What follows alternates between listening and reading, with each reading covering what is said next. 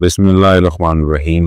नजरिए रंगो नूर के पैरोकार हजरात औलिया इकराम किस तरह सोचते हैं और उनकी फहम व फरासत में नूर किस हद तक काम करता है, इसके बारे में हज़रत कलंदर बाबा औलिया रहमतुल्लाह अलैह फरमाते हैं कि मेरे नाना ताजुद्दीन नागपुरी खसूसी मसाइल ही में नहीं बल्कि आम हालात में भी अपनी गुफ्तगू के अंदर ऐसे मरकजी नुक्ते बयान कर जाते थे जो बराह रास्त कानून कुदरत की गहराइयों से हम रिश्ता है। कभी कभी ऐसा मालूम होता है कि इनके जहन से तसलसल के साथ सुनने वालों के जहन में रोशनी की लहरें मुंतकिल हो रही हैं, और ऐसा भी होता कि वो बिल्कुल खामोश बैठे हैं और हाजरीन मिनवन हर वो बात अपने जहन में समझते और महसूस करते हैं जो नाना के जहन में होती थी।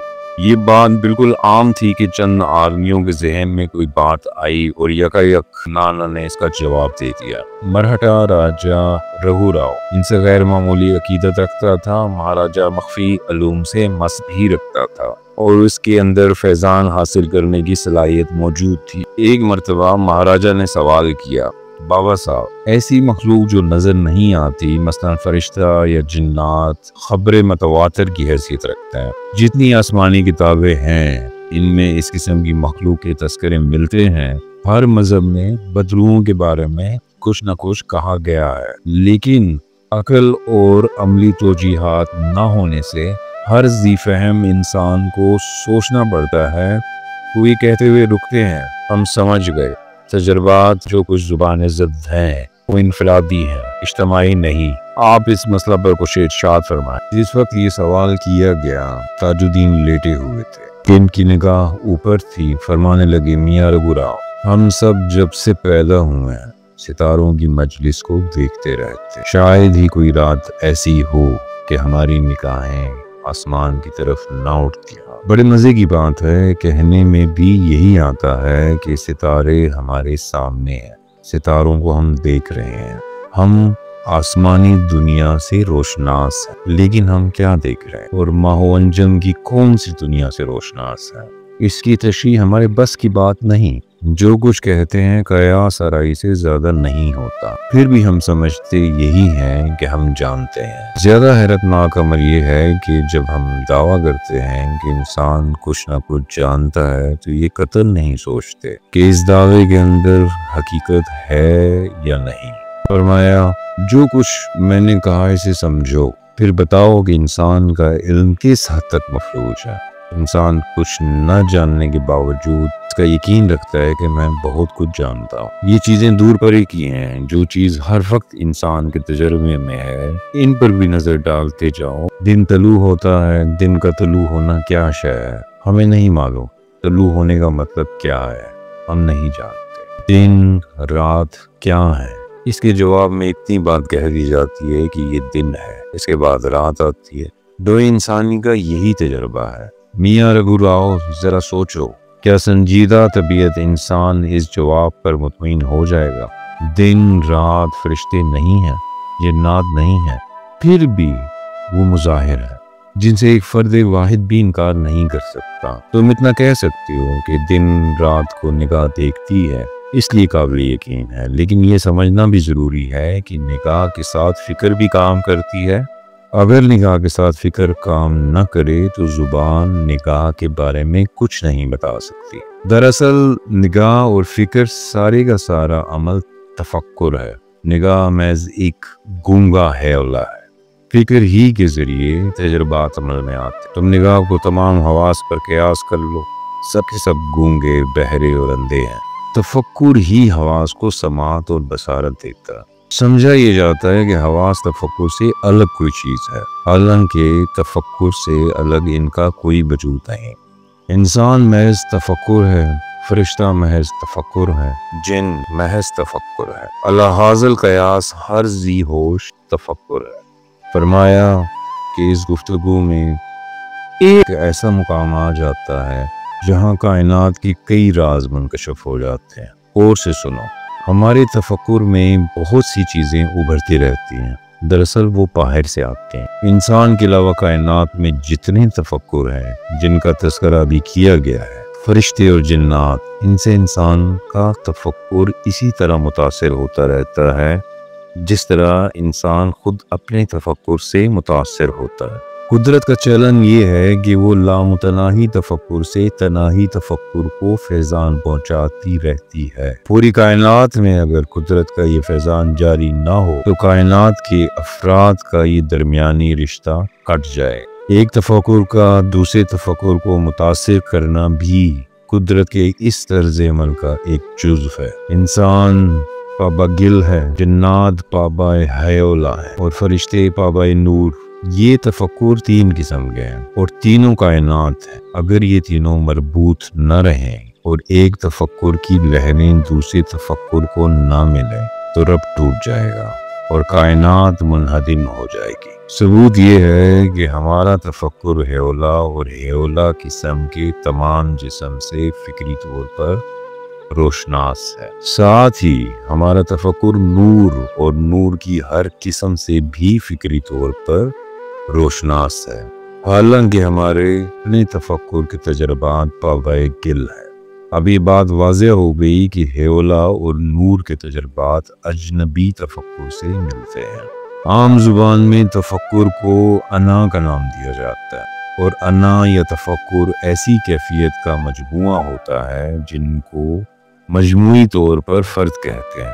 اسی طرح تخلیق ستارے بھی ہیں اور ذرے بھی۔ ہمارے شعور میں یہ بات یا تو بالکل نہیں آتی یا بہت کم آتی ہے کہ تفکر کے ذریعے ستاروں، ذروں اور تمام مخلوق سے ہمارا تبادلہ خیال ہوتا رہتا ہے۔ ان یعنی تفکر کی لہریں ہمیں بہت کچھ دیتی ہیں اور ہم سے بہت کچھ لیتی ہیں۔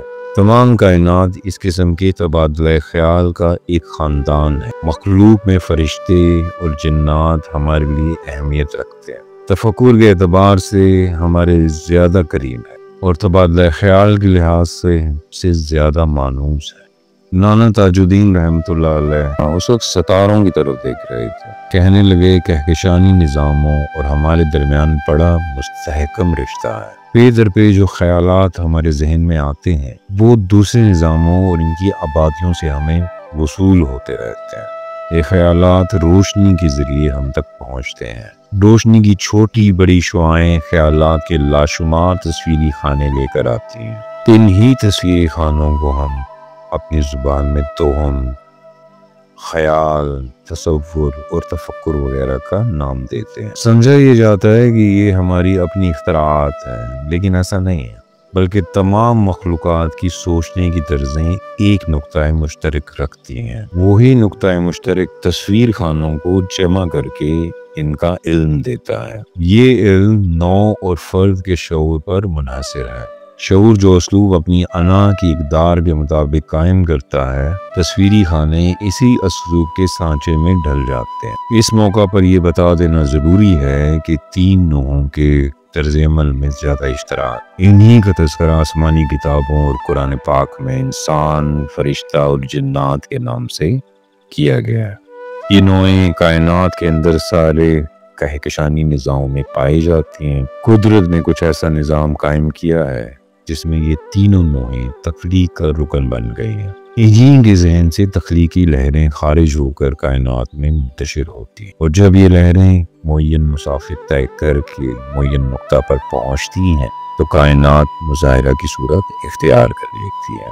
میں یہ کہہ چکا ہوں کہ تفکر، انا اور شخص ایک ہی چیز ہے۔ الفاظ کی وجہ سے ان میں معنی کا فرق نہیں کر سکتے۔ سوال یہ پیدا ہوتا ہے کہ آخر یہ انا، تفکر اور شخص ہیں کیا؟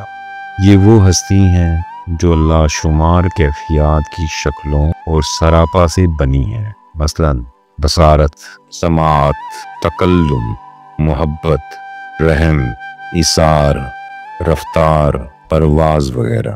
ان میں ہر ایک کیفیت ایک شکل اور سراپا رکھتی ہے۔ قدرت نے ایسے بے حساب سراپا لے کر ایک جگہ اس طرح جمع کر دیے ہیں کہ الگ الگ پرت ہونے کے باوجود ایک جان ہو گئے۔ ایک انسان کے ہزاروں جسم ہوتے، الحاظ القیاس جنات اور فرشتوں کی بھی یہی ساخت ہے۔ یہ تینوں ساخت اس لیے مخصوص ہیں کہ ان میں کیفیات کے پرت دوسرے انواع سے زیادہ ہوتے۔ کائنات کی ساخت میں ایک پرت بھی ہے اور کثیر تعداد پر بھی ہے، تاہم ہر نوع کے افراد میں مساوی فرق ہے۔ انسان لاشمار سیاروں میں آباد ہے اور ان کی قسمیں کتنی ہیں اس کا اندازہ قیاس سے باہر ہے۔ یہی بات فرشتوں اور جنات کے بارے میں کہہ سکتے ہیں کہ انسان ہوں، جنات ہوں یا فرشتے، ان کے سراپا کا ہر فرد ایک پائندہ کیفیت ہے۔ کسی فرد کی زندگی جلی ہوتی ہے یا خفی۔ جب فرد کی حرکت جلی ہوتی ہے تو شعور میں آ جاتی ہے، خفی ہوتی ہے تو لاشعور میں رہتی ہے۔ جلی حرکت کے نتائج کو انسان اختراع و ایجاد کہتا ہے، لیکن خفی حرکت کے نتائج شعور میں نہیں آتے، حالانکہ وہ زیادہ عظیم الشان اور مسلسل ہوتے ہیں۔ یہاں یہ راز غور طلب ہے کہ ساری کائنات خفی حرکت کے نتیجے میں رونما ہونے والے مظاہر سے بھری پڑی ہے۔ البتہ یہ مظاہر مخفی انسانی لاشعور کی پیداوار نہیں ہے۔ انسان خفی کائنات کی دور دراز گوشوں سے مسلسل ربط قائم نہیں رکھ سکا۔ اس کمزوری کی وجہ نوع انسانی کے اپنے خسائل ہے۔ اس نے اپنے تفکر کو کس مقصد کے لیے پابند دل کیا ہے، یہ بات اب تک نوع انسانی کے شعور سے ماورا ہے۔ کائنات میں جو تفکر کام کر رہا ہے، اس کا تقاضا کوئی ایسی مخلوق پورا نہیں کر سکی جو زمانی مکانی فاصلوں کی گرفت میں بے دست و پا ہو۔ اس شکل میں ایسی تخلیق کی ضرورت تھی جو اس کے خالی گوشوں کو مکمل کرنے کی طاقت رکھتی ہو۔ چنانچہ کائنات تفکر سے جنات اور فرشتوں کی تخلیق میں عمل آئی۔ بالواقعہ انسانی تفکر سے وہ تمام مظاہر رونما نہیں ہو سکے جن سے کائنات کی تکمیل ہو جاتی۔ کائنات زمانی مکانی فاصلوں کا نام ہے۔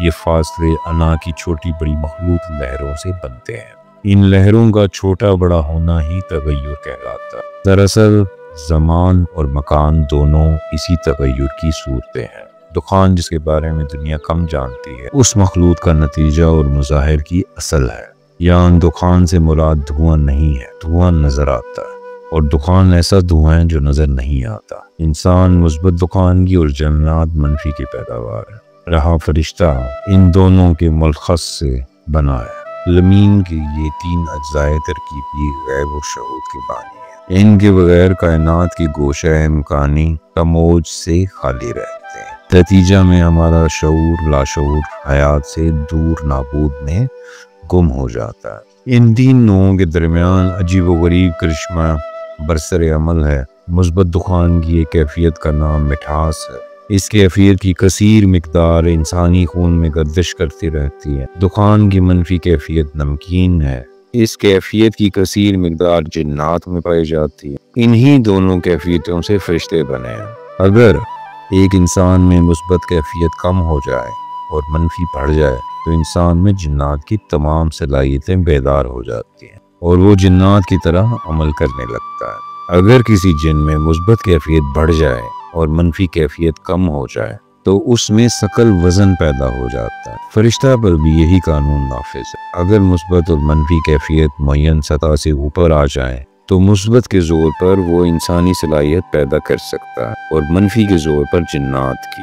بالکل اسی طرح اگر انسان میں مثبت اور منفی کیفیات معین سطح سے کم ہو جائیں تو اس سے فرشتے کے اعمال صادر ہونے لگتے ہیں۔ طریقہ کار بہت آسان ہے۔ مٹھاس اور نمک کی معین مقداریں کم کر کے فرشتوں کی طرح زمانی و مکانی فاصلوں سے وقتی طور پر آزاد ہو سکتے ہیں۔ محض مٹھاس کی مقداریں کم کر جنات کی طرح زمانی و مکانی فاصلے کم کر سکتے ہیں، لیکن ان تدبیروں پر عمل پیرا ہونے کے لیے کسی روحانی انسان کی رہنمائی اشد ضروری ہے۔ قانون بہت فکر سے ذہن نشین کرنا چاہیے۔ جس قدر خیالات ہمارے ذہن میں دور کرتے رہتے ہیں، ان میں بہت زیادہ ہمارے معاملات سے غیر متعلق ہوتے ہیں۔ ان کا تعلق قریب اور دور کی ایسی مخلوقات سے ہوتا ہے جو کائنات میں کہیں نہ کہیں موجود ہے۔ اس مخلوق کے تصورات لہروں کے ذریعے ہم تک پہنچتے ہیں۔ جب ہم ان تصورات کا جوڑ اپنی زندگی سے ملانا چاہتے ہیں تو ہزار کوشش کے باوجود ناکام رہ جاتے ہیں۔ انا کی جن لہروں کا بھی تذکرہ ہو چکا ہے، ان کے بارے میں بھی چند باتیں فکر طلب ہے۔ سائنسدان روشنی کو زیادہ سے زیادہ تیز رفتار قرار دیتے ہیں، لیکن وہ اتنی تیز رفتار نہیں کہ زمانی و مکانی فاصلوں کو منقطع کر دے۔ البتہ انا کی لہریں لامتناہیت میں بیک وقت ہر جگہ موجود زمانی اور مکانی فاصلے ان کی گرفت میں رہتے ہیں۔ بالفاظ دیگر یوں کہہ سکتے ہیں کہ ان لہروں کے لیے زمانی اور مکانی فاصلے موجود ہی نہیں۔ روشنی کی لہریں جن فاصلے کو کم کرتی ہیں، انا کی لہریں انہی فاصلوں کو بجائے خود موجود نہیں جانتی۔ انسانوں کے درمیان ابتدائے آفرینش سے بات کرنے کا طریقہ رائج ہے۔ آواز کی لہریں جن کے معنی معین کر لیے جاتے ہیں، سننے والوں کو مطلع کرتی ہیں۔ یہ طریقہ اس ہی تبادلہ کی نقل ہے جو انا کی لہروں کے درمیان ہوتا ہے۔ دیکھا گیا ہے کہ گونگا آدمی اپنے ہونٹوں کی خفیف جنبش سے سب کچھ کہہ دیتا ہے اور سمجھنے کے اہل سب کچھ سمجھ جاتے ہیں۔ یہ طریقہ بھی پہلے طریقے کا عکس ہے۔ جانور آواز کے بغیر ایک دوسرے کو اپنے حال سے مطلع کر دیتے ہیں، یہاں بھی انا کی لہریں کام کرتی ہیں۔ درخت آپس میں گفتگو کرتے ہیں۔ یہ گفتگو صرف آمنے سامنے کے درختوں میں نہیں ہوتی، بلکہ دور دراز ایسے درختوں میں بھی ہوتی ہے جو ہزاروں میل کے فاصلے پر واقع ہے۔ یہی قانون جمادات میں بھی رائج ہے۔ کنکروں، پتھروں، مٹی کے ذروں میں منون اسی طرح تبادلہ خیال ہوتا رہتا ہے۔ انبیاء اور روحانی طاقت رکھنے والے انسانوں کے کتنے ہی واقعات اس کے شاہد ہیں۔ ساری کائنات میں ایک ہی لاشعور کار فرما ہے۔ اسی کے ذریعے غیب و شہود کی ہر لہر دوسری لہر کے معنی سمجھتی ہے، چاہے یہ دونوں لہریں کائنات کے دو کناروں پر واقع ہوں۔ غیب و شہود کی فراست و معنویت کائنات کی رگ جاں ہے۔ ہم اس رگ جاں میں جو خود ہماری اپنی رگ جاں بھی ہے، تفکر اور توجہ کر کے اپنے سیارے اور دوسرے سیاروں کے آثار و احوال کا انکشاف کر سکتے ہیں۔ انسانوں اور حیوانوں کے تصورات، جنات اور فرشتوں کی حرکات و سکنات، نباتات اور جمادات کی اندرونی تحریکات معلوم کر سکتے ہیں۔ بہت شکریہ۔